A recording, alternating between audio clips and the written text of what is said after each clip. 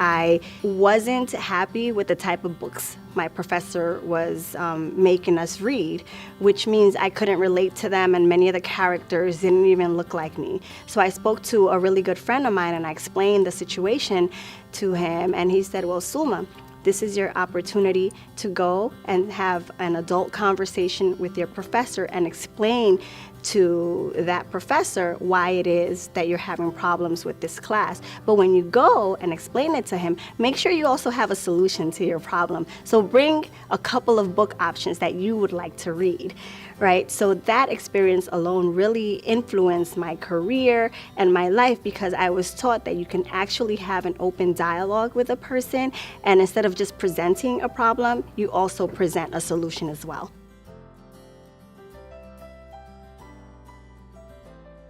College shaped my understanding of the world because I immediately realized that everything was a process, right? As soon as I got into college, you get remedial classes or electives, and a lot of times they're classes you don't want to take. I didn't like all of them. I personally thought it was a waste of time. And then later on I realized, you know what? It's part of the process. Not everything we do in life we're going to like.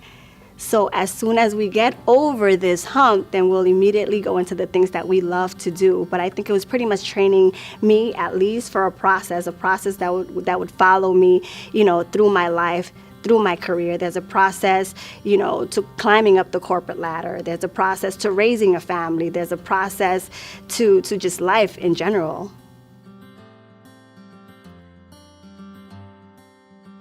I can now say that I'm a proud Garifuna woman from Honduras. Why Garifuna? I didn't know what a Garifuna. I didn't really understand what my history was.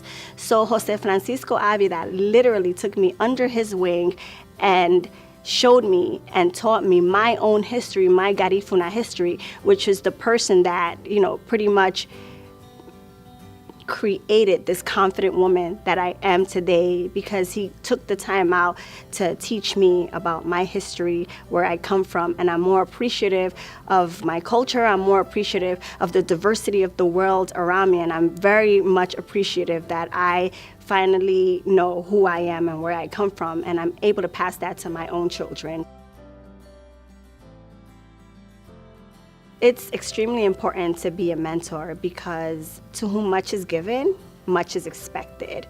There is no better way to say thank you to someone who's helped you along the way or mentored you along the way than you paying it forward.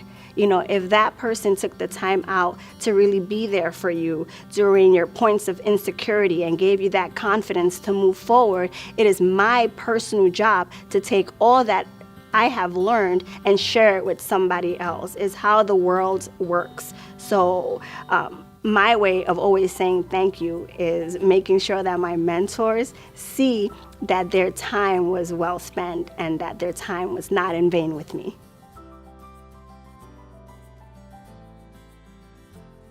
My dad would always say and ask my brother and I, what's the end of education? And we know that the answer will always and needed to always be more education, right? So whether that's collegiate or whether that's just a path of surrounding yourself by individuals who, like mentors, individuals who are better than you, who are smarter than you, I think that that's an important path to take.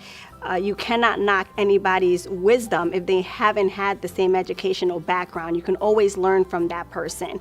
I hope that my own children continue on the path to higher education, but I also hope that they're able to balance that with their own world experience and surround themselves by people who can help guide them through life, period.